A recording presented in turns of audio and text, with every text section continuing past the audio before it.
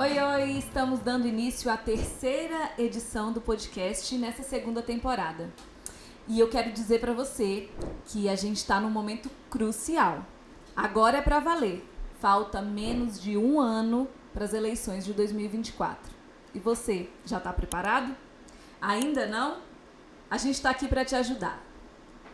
Hoje nós estamos com um monstro das relações governamentais, uma referência aí no HelGov do Distrito Federal e do Brasil, o cientista político Jorge Misael.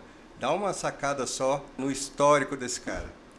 Ele é cientista político, especialista em compliance e governança pela Universidade de Brasília, atua em instituições governamentais desde 2011, cursou gestão de negócios na Universidade de Ohio, nos Estados Unidos, é fundador da Metapolítica, consultoria, revelação de 2020 do Oscar da Comunicação Política Mundial, pela Academia de Políticas e Artes e Ciência de Washington. Pensa num currículo parrudo que está aqui conversando conosco hoje. Gratidão, Misael, por dispor do seu tempo e pela oportunidade de conversar conosco hoje. Obrigado pelo convite, Glauco. Obrigado pelo convite, Aline. Estou à disposição. Prazer estar aqui. Para nós é uma mega satisfação, Misael. E a gente já quer entender como é que você chegou, né, e alcançou tantos méritos, tanto espaço, assim. Como é que foi um pouco dessa sua trajetória até onde você está hoje? A minha trajetória ela vem, como muitos aqui ao redor de Brasília, Distrito Federal, pautada em desafios constantes, né? Como vocês devem imaginar, eu sou filho já de pais que nasceram em Brasília, então tenho uma ligação muito direta com a capital federal, mas eu venho da Quebrada, eu sou da Ceilândia, sou da Samambaia, sou de Taguatinga. De Ceilândia para o mundo. De Ceilândia para o mundo, com muito orgulho, lá do Setoró. Então, eu costumo dizer que a minha trajetória ela veio de uma insistência de um professor em especial que me chamou ao desafio de acreditar que eu poderia ir além. Eu era um aluno mediano ali na universidade, tinha muita dificuldade, porque, veja bem, eu acordava cedo, eu trabalhava em uma loja de rua, de vender roupa, e eu ia para a faculdade à noite. Então, eu chegava lá, eu estava muito cansado, esgotado, com fome. Então, eu chegava, lanchava, e na primeira aula eu dormia. E eu dormia, assim, profundamente. E um professor via isso daí, ele ficava, de alguma forma, tentando conversar comigo a respeito disso.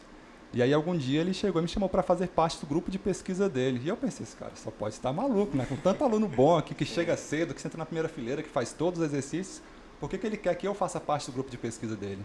Falei, não, professor, não tenho tempo, não quero, não dá para mim e tal. Coloquei todas as desculpas possíveis. Ele falou, não, eu quero você no meu grupo de pesquisa. E era um grupo de pesquisa para estudar violência. E para quem vem da onde eu vim, entende que violência ele tem um conjunto de impactos muito fortes sobre a sociedade. Eu falei, professor, não dá para mim, cara, eu trabalho de segunda a sábado. Ele falou, vai para minha casa todo domingo. Pô, domingo? Tá, domingo dá, mas eu vou estar esgotado. Ele vai sábado à noite. E eu comecei a frequentar a casa dele sábado à noite. Ficava ele, na mesa de jantar, e o filho dele no sofá ao lado e a mulher no quarto. E a gente ficava estudando sobre esse grupo de pesquisa, sobre violência, sobre tudo isso. E começamos a ler Michel Foucault, começamos a reler Hobbes, Foucault, Montesquieu, Maquiavel, começamos a reler os clássicos. E eu comecei a pegar gosto por isso. Legal. E aí eu percebi que quando alguém acreditava em mim, me dava esse crédito, eu consegui ir muito além. Então esse professor, eu quero fazer uma homenagem, claro, para ele. É o professor Fábio Libório Rocha, pegou na minha mão ali no meio da ciência política e me levou a patamares que eu jamais teria imaginado. Então, o primeiro passo foi esse, ele acreditou em mim, me deu essa possibilidade. E um outro caminho também foi as próprias políticas públicas, né? Porque eu não consegui entrar na UNB, inclusive essa foi uma frustração que eu trouxe durante muito tempo, só consegui entrar nela na fase de especialização. E eu acabei fazendo o ProUni, e o ProUni me abriu essa possibilidade de pagar um preço que eu podia custear e frequentar um bom curso, que a Ciência Política na UDF, onde eu fiz, era um curso bastante credenciado. Então, se não fosse a insistência de um professor que acreditou em mim, uma política pública que mudou a minha vida, certamente eu não estaria por aqui, Glauco. Sensacional essa história. Essa história é inspiradora. Eu já te ouvi contando algumas vezes. O Misael é palestrante também e ele, com mais detalhes, daí a trajetória dele toda até o Oscar. Sim, né? sim. Até o Oscar sim. da ciência política. E muito legal. Se eu puder falar um pouquinho sobre isso também, Claro, aí claro algo de novo, né, que tem algum tipo de força superior que aparece em mim nesses momentos que eu vejo que alguém acreditou em mim, que um cliente novo chegou, que tem um novo desafio ali à frente, e eu consigo me motivar de uma forma assim que não tem explicação. Então, o que aconteceu? Depois de trabalhar em 2 grandes consultorias aqui em Brasília, já estava com 7 anos ali de formado, já me sentia assim, experimentado no mercado. Falei, tá, já entendi o que a consultoria política faz, já entendi quais são os segmentos que eu me identifico, entendi exatamente o que eu não quero fazer. E percebi que consultoria política também é algo bastante desgastante. Então, eu falei, cara, não quero mais trabalhar em consultoria. E resolvi dar uma pausa na carreira e repensar tudo o que tinha adiante.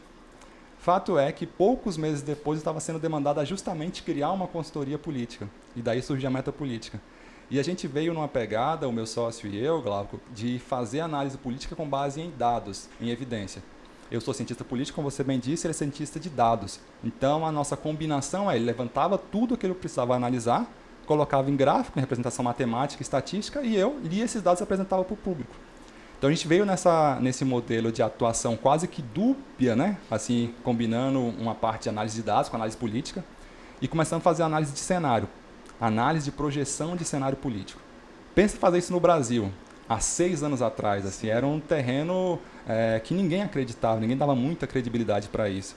Mas nós acreditamos nisso como sendo um diferencial, como sendo a nossa vocação mesmo, a gente gostava de fazer isso. Isso foi aos poucos ganhando espaço. E eu lembro quando chegou a reforma da Previdência do governo Bolsonaro, e alguns jornalistas amigos também entrevistaram o Paulo Guedes, entrevistaram o Rodrigo Maia, que era o presidente da Câmara, entrevistaram o Davi Alcolumbre, entrevistaram o ministro da Economia, Paulo Guedes, e falaram, a reforma vai ser aprovada no primeiro semestre.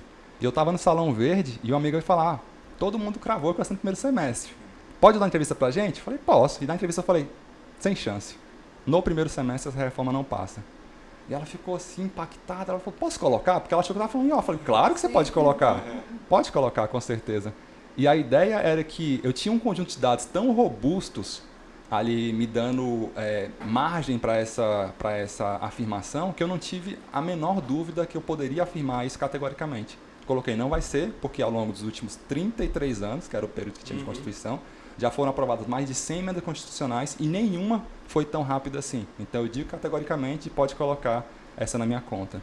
E fato é que a reforma não foi aprovada. Isso começou a gerar uma série de testes sobre a minha capacidade analítica da minha empresa, obviamente, e quão longe a gente iria levar esses modelos de análise preditiva. Fizemos mais uma série de rodadas em outras votações também, e chegou um momento em que um colega falou, cara, por que você não coloca esse modelo seu para ser avaliado nos Estados Unidos? E aí, de novo, cara, de onde você tirou essa ideia? Isso não tem nada a ver, assim, eu estou fazendo aqui para fundamentar as minhas posições. Não, cara, porque tem a The Washington Academy, eles publicam todo ano e tal, acho que você está colocando tem tudo a ver.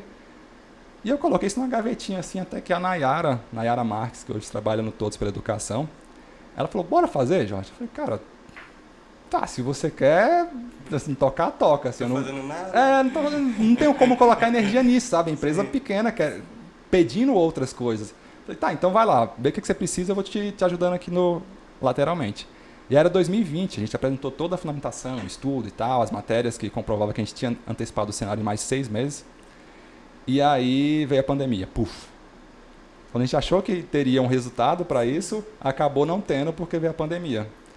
E gerou aquela certeza, o que vai rolar a partir daí? Então, 20 não teve a premiação e 21 teve. E aí nós apresentamos de novo, só que agora individualmente. Eu também concorrendo como analista político. E aí, no final de 2021, na verdade, no meio de 2021, eu recebi um e-mail. Venha para Washington, vai ter a cerimônia de premiação. E eu fiquei tipo, venha para Washington, que e-mail mais solto. ninguém me convida para ir para Washington assim. Falei, tá, mas venha para Washington fazer o quê? Tipo, querendo entender como é que seria o resultado.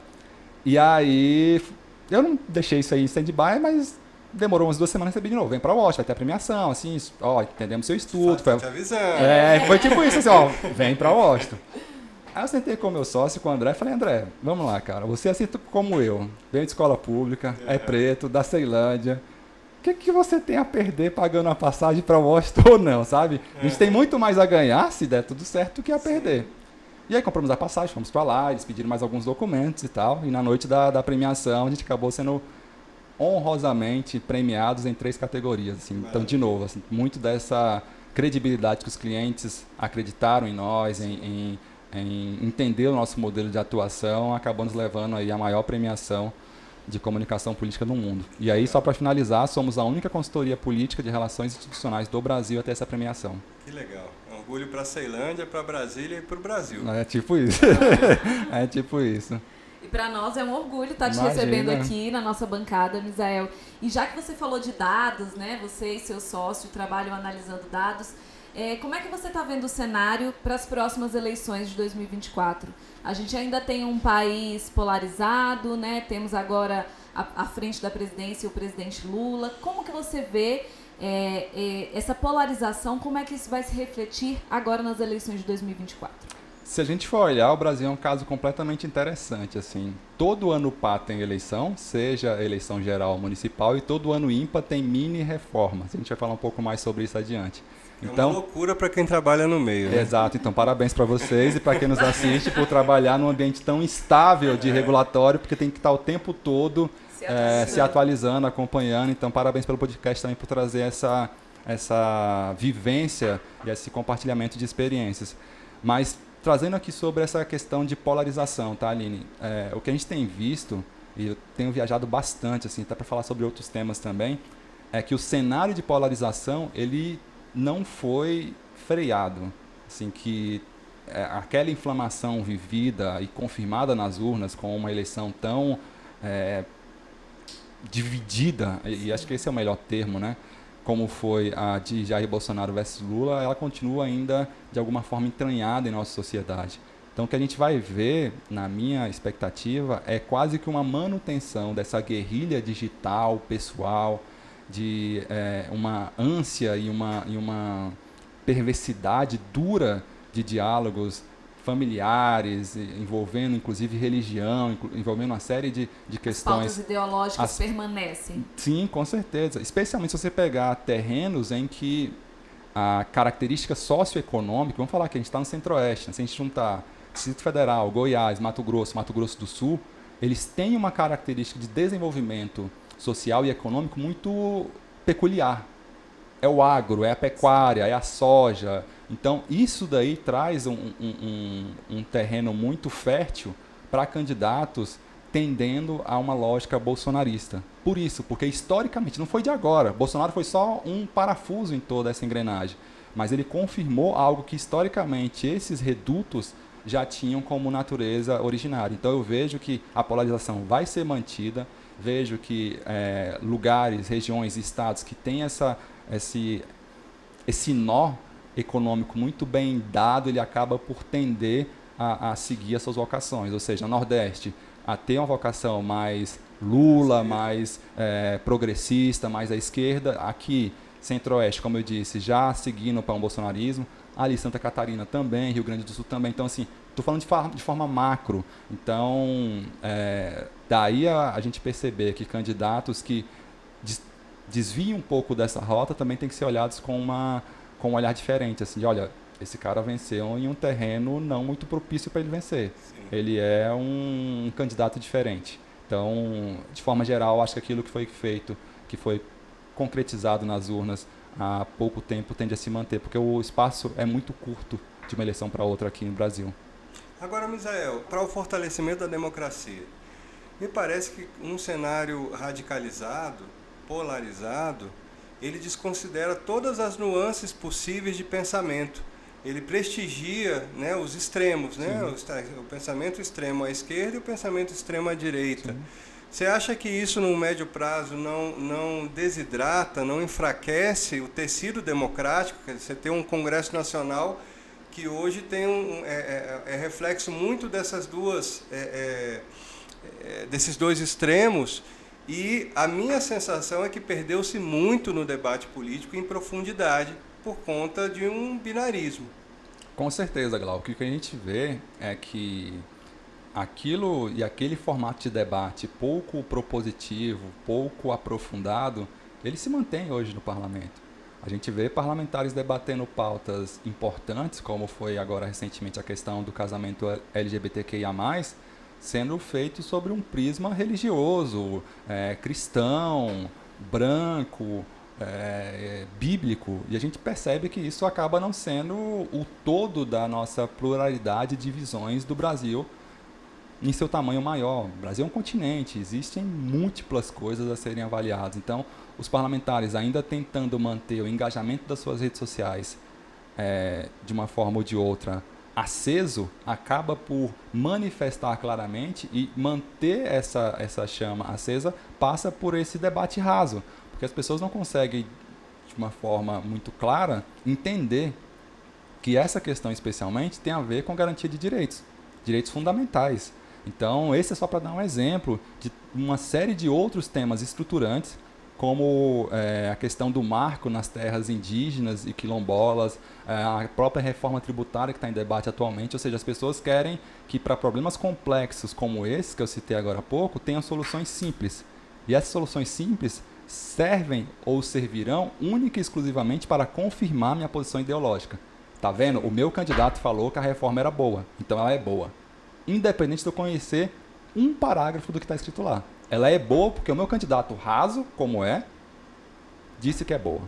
Então isso, como você bem disse, ele acaba por não permitir um aprofundamento de pautas absolutamente estruturantes e fundamentais. Desculpa, Glauco. A gente vive ainda, o Misael, assim, num país com inúmeras dificuldades socioeconômicas e etc. E quando a gente está aqui debatendo, por exemplo, pautas como as que você trouxe, a gente está falando de um conhecimento que uma parte muito reduzida da sociedade tem.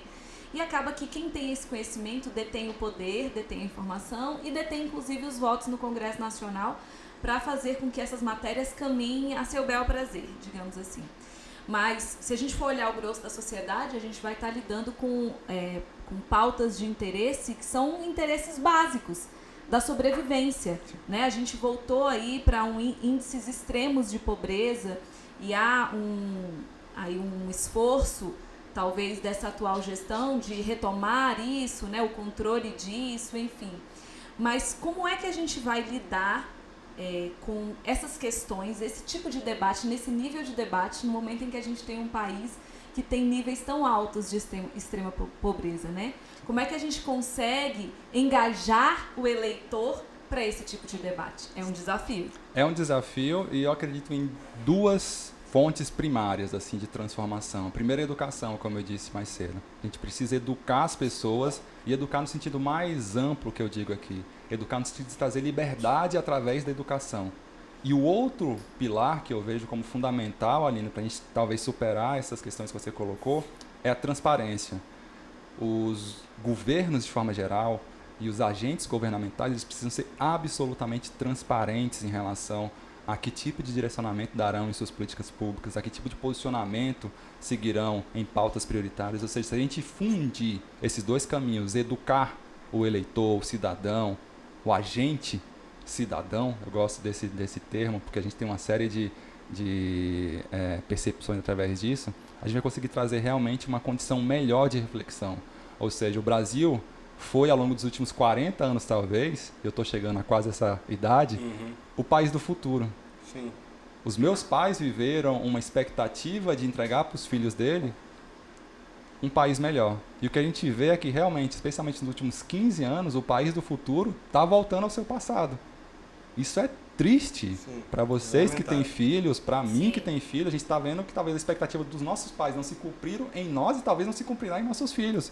Por falta de educação, de infraestrutura, de um ambiente regulatório melhor, ou seja, de políticas que não foram necessariamente discutidas com a sociedade. A gente vive realmente esse momento em que o raso é o normal, é o habitual, e que você fala o que você precisa para manter o seu TikTok aceso. Sim. É esse o resumo da ópera, infelizmente. Agora, Misael, muito da nossa função aqui nessa bancada é trazer a discussão muito para a cena eleitoral. Sim. Então, você trouxe algumas pautas que são pautas de Estado, né, pautas até geracionais. Mas eu te pergunto, houve uma eleição recente em que a corrupção era a bola da vez. Então, o brasileiro médio estava preocupado com isso, né? Era o auge da Lava Jato enfim, teve essa configuração. Depois, embora ok, tinha a polarização, tem ainda a polarização direita-esquerda, mas a segurança pública meio que liderava isso, né? A discussão de se a política era bandido bom, era bandido morto, ou se tinha que ter políticas sociais de prevenção, né, como um todo para essa questão, enfim.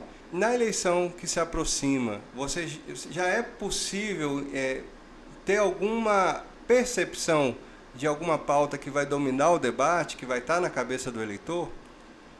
Olha, Glauco, sua pergunta é pertinente e a pauta é essencial. Eu tenho que ser muito claro em vocês em dizer que eu não sei, mas eu tenho uma preocupação muito clara e eu queria compartilhar com vocês, que é sobre o uso da deepfake, da deep web e todos esses mecanismos possíveis que a inteligência artificial trouxe. Se ter ideia, a gente está vendo uma pulverização cada vez maior de tecnologias que permitem clonar a minha voz, a sua voz, Sim. a sua voz, a minha imagem, a imagem de vocês, dizendo coisas que nunca passaram pela minha cabeça nem pela minha boca, assim como de cada um de vocês. Ou seja, esse é um terreno absolutamente fértil para a criatividade criminosa de qualquer pessoa, Sim. especialmente em um cenário em que o debate político fique cada vez mais tenso e raivoso. Você pega, por exemplo, um vídeo de um candidato que é oponente seu numa mesma região, com um vídeo que ele nunca disse e compartilha isso em uma darknet, como é, por exemplo, o WhatsApp. Sim. Dali a 3 meses depois do processo eleitoral, quando a Justiça Eleitoral tiver de posse desse material, ele vai começar o julgamento. Já passou a eleição. Sim. Aquela pessoa, ela foi condenada de forma abstrata por um tribunal as regras não foram bem claras. Ou seja, me preocupa muito todas as possibilidades que essas IAs têm trazido para o Brasil, especialmente nesse momento em que a eleição tende a se continuar em um formato muito polarizado, em que você possa, de uma forma ou de outra, usar isso para deslegitimar o seu oponente. Então, essa é uma preocupação que eu tenho muito clara e, especialmente, por não ter conseguido a viabilização da votação da mini-reforma eleitoral, questões como essas ficarão para o judiciário futuramente ao seu tempo, se provocado, porque o judiciário ele não toma decisão por conta própria, ele tem que ser provocado, poder se manifestar. Ou seja, é um cenário de incerteza grande. Eu entendo que tem um lado benéfico também dessa questão das inteligências artificiais. Assim, eu acho que todo o movimento em termos de inovação tem que ser acompanhado sobre esses 2 pilares. Olha, isso aqui é bom, muito bom, mas Sim. cuidado, eu tenho essa ponderação. Recentemente eu dei uma entrevista falando exatamente sobre a questão da influência da inteligência artificial no período eleitoral. E o Google recentemente estabeleceu uma norma de que os vídeos que serão publicados nos seus canais necessariamente devem conter a informação de que aquele vídeo tem inteligência artificial ou não. É uma maneira que você usa de tentar minimizar os impactos negativos que esse tipo de ferramenta pode trazer. E quando eu fui arguida pelo repórter, eu falei justamente sobre um processo que a gente vive muito lento ainda dentro do Congresso Nacional de regulamentação desse tipo de questão, né? A gente urge que nós passemos logo por um processo de regulamentação dessas ferramentas de inteligência artificial e inclusive das próprias redes sociais, que há bem pouco tempo atrás tinham algumas empresas que não tinham nem sede no próprio país. Como é que você, correria atrás, colocaria ela em alguma situação para que ela colaborasse com o processo, se ela não tinha nem sede aqui, você não tinha nem como contactar essas pessoas. Mas o fato é que, no meu ponto de vista, urge de fato que o Congresso se manifeste a respeito disso, sob pena inclusive dele mesmo ser penalizado à frente, com ações que vão interferir no processo eleitoral. Como você está lá dentro, como é que está o andamento desses textos, desses processos que tratam dessa regulamentação? Está atrasado. E coloco de forma muito clara, porque a questão é o seguinte, de forma geral, o poder público ele precisa ser conduzido através de um debate social, ele precisa ser impulsionado através disso.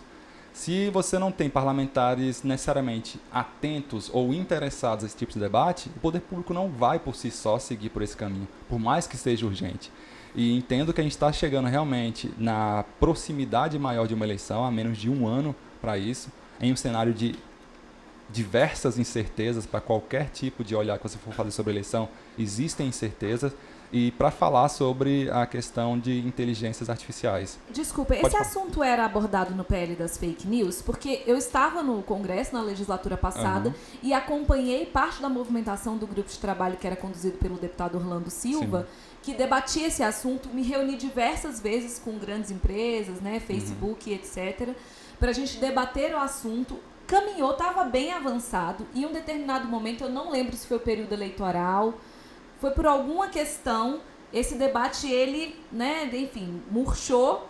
E aí, ele não foi retomado? Como é que está isso hoje? O projeto que é relatado ainda pelo deputado Orlando Silva, ele é muito grande nos seus impactos. Tem uma série de debates lá, desde a remuneração do conteúdo jornalístico, desde a validação ou não do que é fake news, ou como se fazer isso. Assim. A questão maior hoje, Aline, não é que se tem que regular, mas é como se regular tudo isso. Então o projeto era muito abrangente e o que eles estão tentando agora é segmentar isso em projetos menores, para facilitar o debate. Vamos falar sobre remuneração de conteúdos jornalísticos. Pegar um conjunto de propostas sobre isso, debater e acelerar essa votação, focar a discussão nesse tema específico.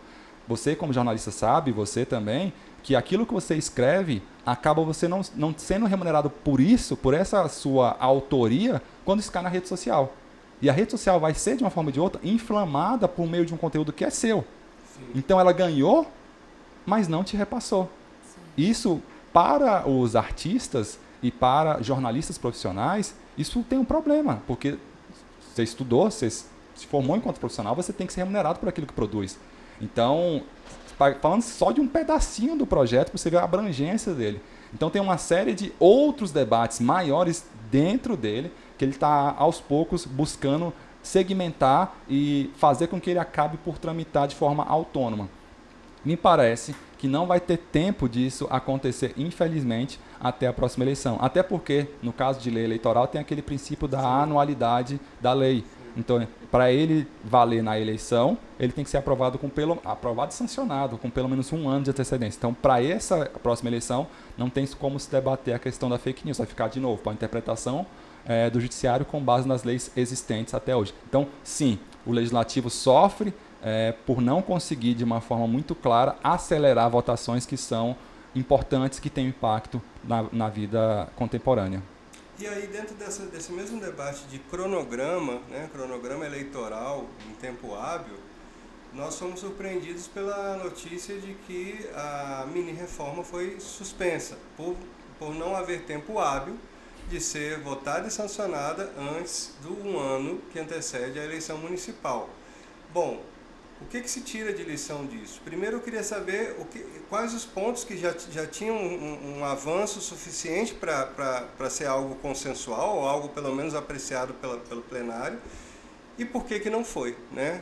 Por que ok, não deu tempo, mas o tempo e a agenda são ferramentas políticas no Congresso Nacional. Então o que estava por trás disso? Uau!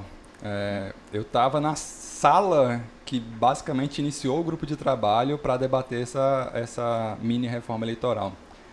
E vamos começar pela ideia principal aqui. Eu costumo dizer, Glauco, que Câmara dos Deputados e Senado Federal são como 2 irmãs, mas não são 2 irmãs gêmeas, nem muito menos univitelinas.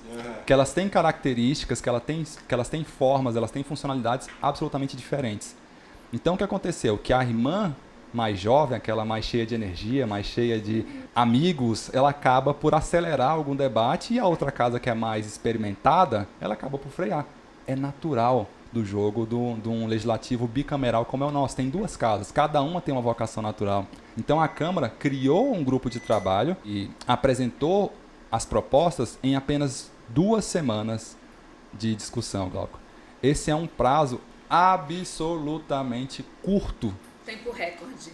Curto. Se a gente pegar um debate do sistema eleitoral, sistema proporcional de eleição, e for debater aqui na esquina com a pessoa comum, quantos de nós aqui tem certeza que a pessoa que vai estar passando ali embaixo sabe o que é o sistema proporcional de votação? Sim. Seus impactos. Então, você fazer isso em 15 dias, alterar todo o regramento, mas foram regras pontuais. Não eram regras pontuais, não era simples, não era só para tratar sobre é a questão de financiamento, ou seja, tinha um conjunto muito grande de alterações ali. Então, na minha avaliação, Glauco, a casa iniciadora começou, primeiro ela se assustou, percebeu tipo, eita, daqui a poucas semanas vai chegar no período eleitoral.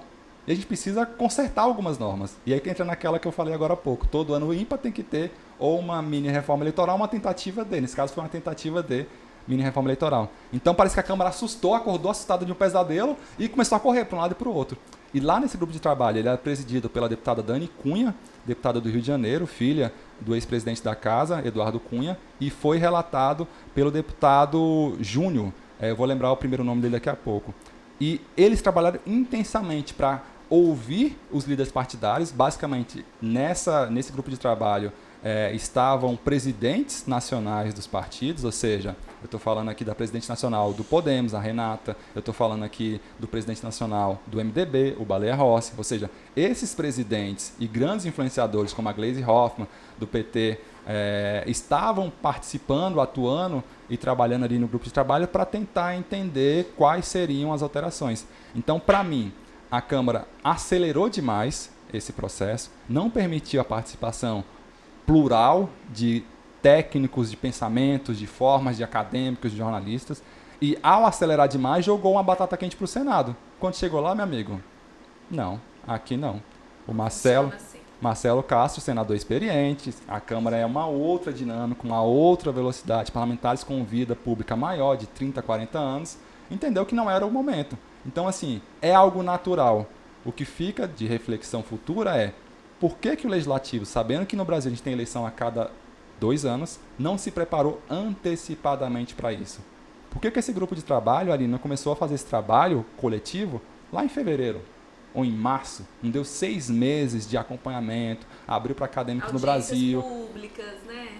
Cara, vai falar, fizemos quantas? 6? 10? É pouco, o nosso sistema é muito complexo. A gente tem centenas de milhares de candidatos, é um sistema robusto e experimentado. Você não consegue mudar isso do dia para a noite. Então, as regras lá foram colocadas de uma forma muito rasa, poucas entrevistas, poucas audiências, apresentaram um projeto que nem passou pelas comissões também, apresentaram num dia, no outro apresentaram um requerimento de urgência, ou seja, foi tudo muito acelerado, o que causou estranheza da outra casa. Mas, a gente já tem uma série de debates aqui, fake news, a questão do financiamento de campanha, a questão de publicidade de campanha. O Senado já tem também um conjunto de propostas ali pautadas. Você falou, cara, não precisa acelerar assim, vamos manter como está, joga essa pindaíba que vier para o judiciário decidir futuramente, porque não tem tempo razoável para se discutir um assunto tão profundo assim. Mas manter como está, na verdade, para quem vai viver a eleição de 2024, não serão as mesmas regras de 2020, né? Nós, em 2022, na eleição nacional, já houve mudanças nas regras. Por exemplo, o fim das coligações partidárias para cargos proporcionais. Nós tivemos a possibilidade da federação dos partidos. Essas mudanças aconteceram em 2022 e pela primeira vez elas acontecerão nas eleições municipais. Que impactos você avalia que essas mudanças trarão já para esse pleito agora de 2024? Olha que interessante. Uma das alterações previstas na mini-reforma era que, trabalhando em uma federação, no caso de cometimento por um candidato filiado a um partido, esse crime não deveria ser estendido a toda a federação. Esse foi um entendimento ou uma dúvida que teve no TSE ao longo das votações da última eleição.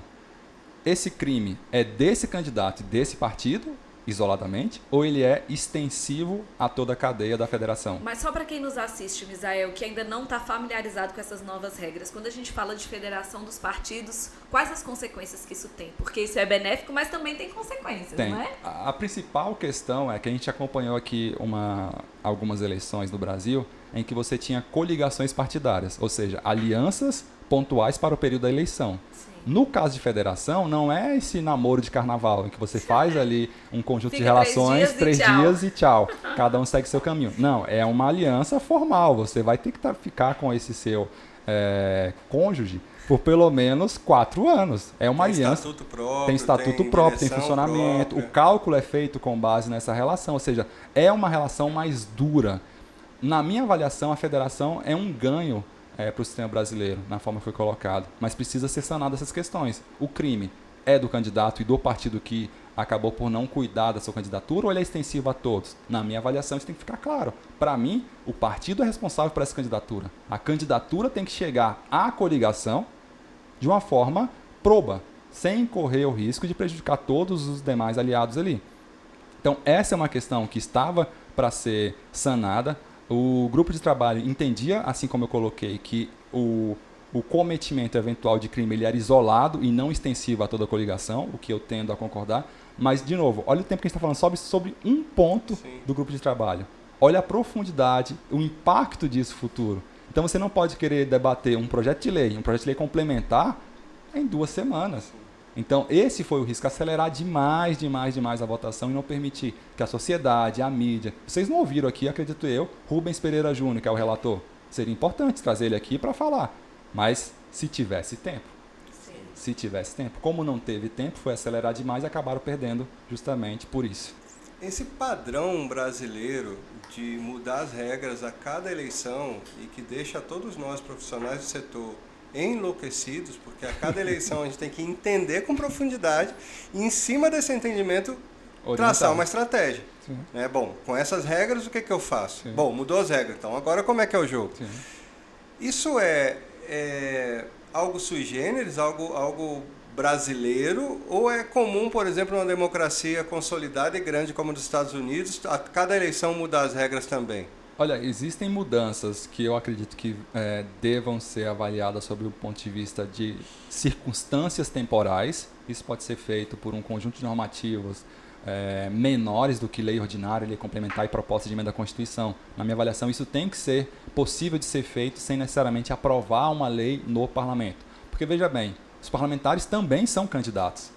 Então, eles estão votando sobre uma regra que vá impactar seus próprios interesses. Sim. Então, se a gente submete tudo para votação por meio de lei, isso tende a realmente gerar algum tipo de dificuldade para concluir com essa votação a tempo.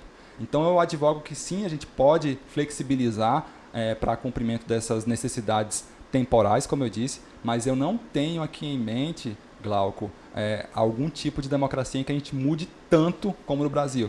Eu até, e queria ouvir vocês, entendo que não haveria necessidade de a gente ter eleição a cada 2 anos. Eu gostaria muito de ver o Brasil num sistema unificado de eleição, em que você teria eleição a cada 4 anos, formaria todas as alianças e votaria de vereador a presidente da República. Ah, mas não vai dar tempo de entender. É um debate que a gente precisa fazer. Porque a gente já tem eleição no primeiro domingo de outubro e no último do segundo turno, por que não fazer as eleições para executivo no primeiro e para legislativo no último domingo? Então, assim, teria a possibilidade de a gente fazer esse debate apenas a cada 4 anos. E essa, na minha avaliação, seria um caminho interessante. Mas você fazer a cada 2 anos, você mal acabou um ciclo eleitoral, você já começa a se preparar para o próximo. Porque tem aliança, tem busca de investimento, viabilidade de nome, pesquisa. Ou seja, você não para de disputar eleição no Brasil. Desde 88 até agora a gente disputa eleição quase que todo ano. Bom, sem dúvida. Particularmente, né, a opinião como cidadão seria um ganho para a democracia brasileira. Seria uma redução do nosso mercado. Aí você teria que... Mas o mercado é menos importante que o país. Será que haveria realmente uma redução, Glauco? Você estaria concentrando 2 eleições que são grandes. A eleição municipal e a geral são eleições grandes. Talvez você teria que intensificar a sua equipe aqui durante um mês para trabalhar em 2... Acho que a gente nem teria profissionais para tudo isso. Mas assim, o mercado tá... eu entendo. Mas assim, me traz essa questão. Cara, a gente acabou de disputar a eleição. Os parlamentares, muitos parlamentares não estão com a cabeça aqui no Legislativo. Já estão pensando nessas eleições lá na capital ou na grande cidade que ele vai disputar daí a pouco. Então, assim, ele pediu o voto um dia desse para ser um deputado por 4 anos. O que leva ele a menos de 1 ano já virar as costas para o seu eleitor, que acreditou nele, e disputar uma próxima eleição na sequência. Então, assim, é ilógico. Eu não conseguiria explicar isso de forma clara para um cidadão comum. Assim, é difícil explicar algumas coisas. E essa é uma delas que me causa estranheza. Agora, Misael, a eleição municipal, ela tem suas características próprias, né? Assim como as eleições gerais também. Então, por exemplo, o vereador, ele é o cargo público eletivo mais próximo do cidadão, né? Em geral, o cidadão conhece pelo nome o seu vereador, né? Tem uma história com ele. E o prefeito é aquele também que está ali mais próximo da administração do conjunto territorial em que o cidadão reconhece como seu, né, que é o município. Portanto, é uma eleição pragmática, né, é uma eleição muito ligada aos interesses mais primeiros ali, né, daquela comunidade. Qual dica você dá para o candidato a prefeito ou o candidato a vereador de utilizar informações, dados e conjuntura nacional na sua eleição local? É possível? Ele usa esse saber, né, de forma inteligente para influenciar na construção da sua plataforma? Eu entendo que o vereador, ele é, como você bem disse, alguém muito próximo, e como próximo ele tem que representar essa voz do cidadão.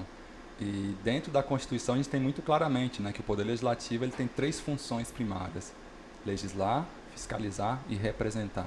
Então acho que para o vereador, Glauco, é muito importante que ele busque representar as bandeiras, que acabe por vincular esse trabalho dele. É muito importante que ele seja efetivamente uma voz verdadeira daquilo que ele acredita. Por outro lado, no caso de prefeito, aí é que está, porque eu vejo um debate muito claro, Aline e Glauco, em torno de orçamento. O Brasil enfrentou ao longo dos últimos 3 a 4 ciclos orçamentários questões importantes, assim, de decisões. Cara, tá faltando dinheiro para escola, para Instituto Federal, para hospitais universitários. Então, imagine para pequenos municípios do Brasil afora.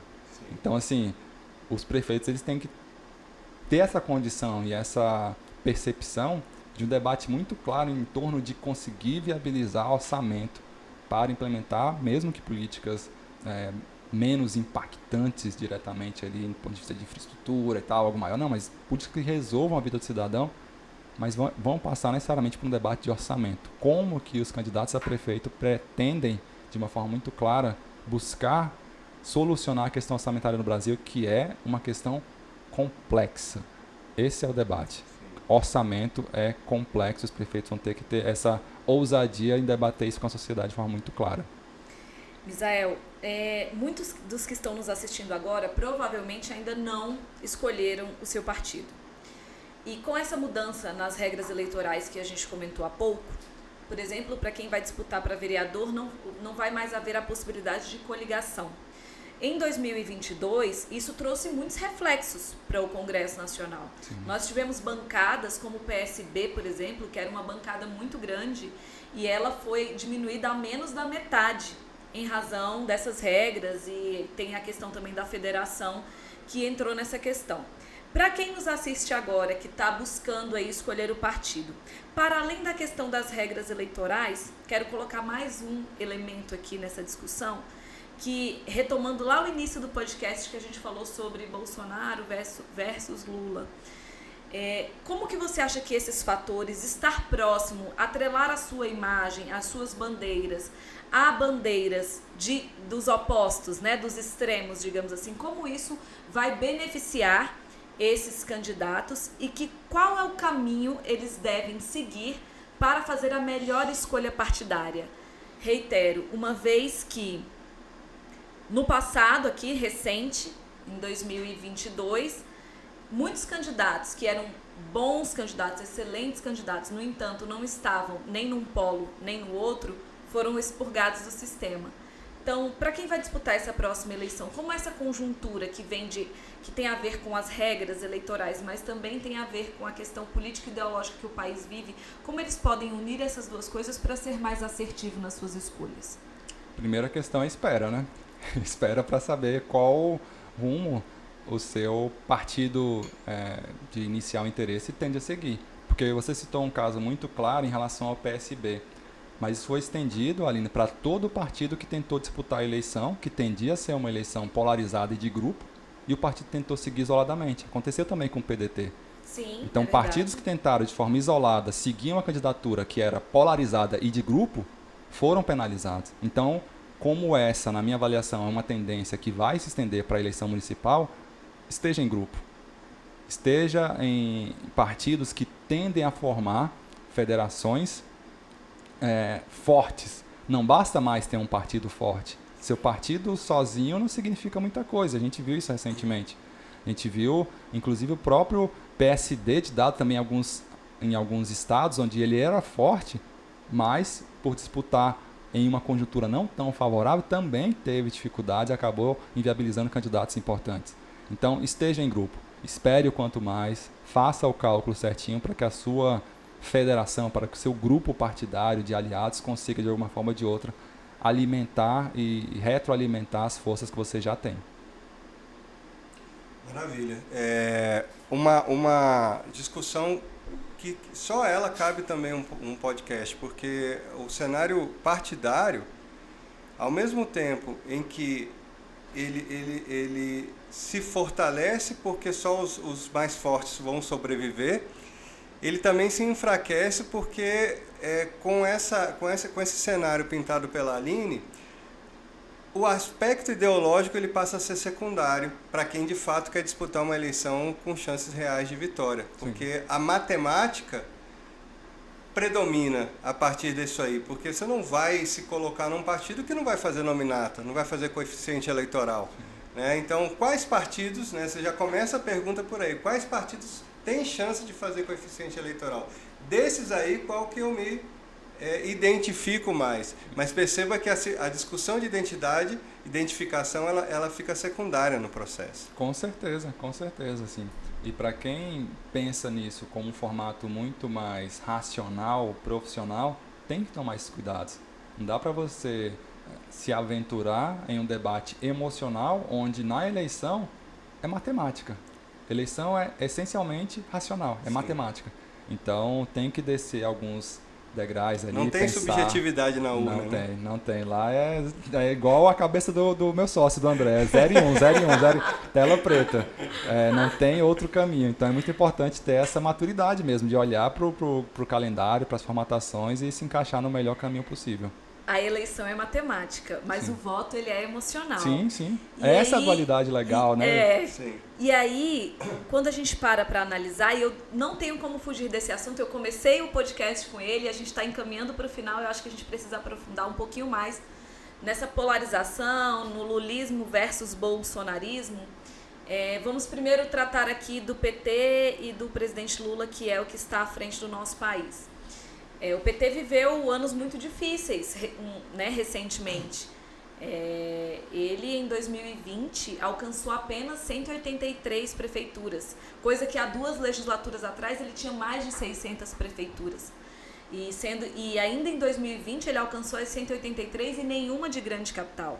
E eu li uma entrevista recente do ministro Padilha falando que eles de fato enfrentaram momentos muito difíceis, mas que eles querem retomar, sobretudo puxados, alavancados pela força do presidente Lula. E eu te pergunto, de novo, para aqueles que estão buscando viabilizar sua candidatura, formar suas bandeiras, estabelecer quais serão, né, qual será a sua atuação ideológica, o quão vantajoso você vê hoje que é para esses candidatos atrelar a sua imagem à imagem do presidente Lula? Olha, acho que não só a do Lula quanto a do Bolsonaro, elas têm que ser atreladas de uma forma racional, de novo. A eleição tem disso, né? Misturar o emocional e o racional em cada caixinha específica. Como a gente disse também, cada estado, no Brasil especialmente, a gente está vendo que ele tem uma tendência natural pelo seu próprio desenvolvimento econômico. Então, se é de um estado, eu vou citar aqui, só para a gente refletir, como o estado do Paraná, a gente tem casos raríssimos, como a deputada Carol D'Artora, que é mulher negra do PT, foi eleita lá recentemente. Então, não é uma candidatura e um tipo de campanha natural que ela fez, foi uma campanha de enfrentamento. Assim como ela, o próprio Renato Freitas também, outro negro de lá, eleito deputado estadual. Ou seja, para estados assim, você tem que entender qual é o tipo de diálogo e de comunicação que você vai estabelecer. Tanto a Carol D'Artora quanto o Renato Freitas, entendendo que seu estado não tinha uma vocação natural para bandeiras progressistas, optaram pelo enfrentamento. Então, eles, obviamente, aliaram a sua história, essa trajetória, a sua comunicação ao Lula, por serem do PT, obviamente, mas também por entender que a figura do Lula tem um quê de representação em lutas sociais, em lutas sindicais, associativas, que é da origem do próprio partido do PT. Então, em questões que reforcem a sua identidade, a sua história, ou a necessidade de um fortalecimento maior, não tem por que pensar muito além de se fazer aquilo que tem que ser feito. Eles fizeram e conseguiram viabilizar os seus nomes. Por outro lado, quando se aliar às vocações de candidatos, ou até mesmo dos filhos do ex-presidente Jair Bolsonaro, quando e se isso tiver algum tipo de identidade nas bandeiras que você acredita. Faz parte de um contexto histórico da sua região, de lutas parecidas com as quais Bolsonaro travou. Se sim, você acha que isso vai fortalecer? Siga. Você acha que o pós-8 de janeiro, né, que aconteceu aqui em Brasília, atrelando isso às inúmeras crises de imagem que o ex-presidente Bolsonaro vem sofrendo aí por meio da mídia, né, de possíveis crimes cometidos durante o seu mandato, você acha que isso pode trazer algum reflexo para os bolsonaristas, para os candidatos que acreditam nessas bandeiras ou não? Se a gente for olhar, Aline, dos presidentes da República eleitos de 88 até agora, talvez o único a ir em um aeroporto, em algum evento, e conseguir levantar a massa ainda é Bolsonaro. Se você for pegar lá desde Sarney, todos, Collor não tem esse poder de impacto, Temer não tem, Dilma não tem, Lula teve, conseguiu ser reeleito, e Bolsonaro tem. São os dois que estão acesos ainda nesse debate. Então, ele ainda tem um poder de mobilização, isso não pode ser rejeitado de forma nenhuma. Eu digo isso de forma muito clara e com relação a duelos. Hoje, quando a gente está gravando esse podcast aqui, Bolsonaro está inelegível. Pouco tempo antes da última eleição, Lula também estava. Lula estava preso. O ciclo judicial brasileiro, até pelas nuances do nosso sistema regulatório, ele muda muito rápido. Então, hoje ele está inelegível, isso pode mudar, depender do entendimento da Suprema Corte logo ali em breve, mas o que eu vejo é que ele ainda tem um lastro, um poder de mobilização político que tem que ser observado. E aí eu digo isso também para a gente pensar o seguinte, Aline. Bolsonaro teve uma vida política com quase 40 anos de atuação entre parlamento e presidente da República, pautada no embate, no conflito. A linguagem do Bolsonaro é a linguagem de imposição de emoção, essencialmente de raiva, de medo, de angústia, de rancor. E essa linguagem combina muito com a rede social. Então ele casou aquilo que ele já tinha naturalmente com um conjunto de mídias sociais que seguem por aí. Então, ferramentas, né, que ajudaram e as utilizou de forma eficaz. Demais. Então, isso não foi só utilizado lá atrás, isso continua sendo ainda utilizado. E o seu filho, o Carlos Bolsonaro, ele ainda dá as cartas no xadrez e no tema que vai ser pautado em Twitter, em Instagram, porque ele entende que a fala do Bolsonaro, um post do Bolsonaro ainda tem uma significância interessante. Então, entendo que está desgastado, sim, perdeu a eleição, perdeu processos judiciais, ainda vem uma leva de outras questões aí, e percebo isso também por outro caminho.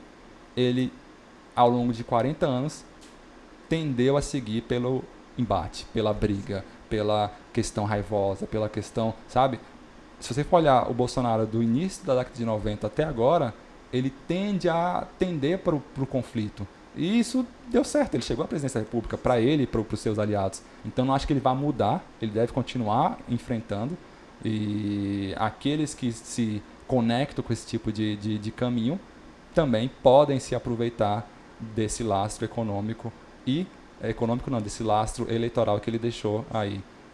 Israel, muito obrigado pela tua presença e pelo teu tempo aqui na nossa bancada. Foi uma honra para nós poder contar contigo aqui.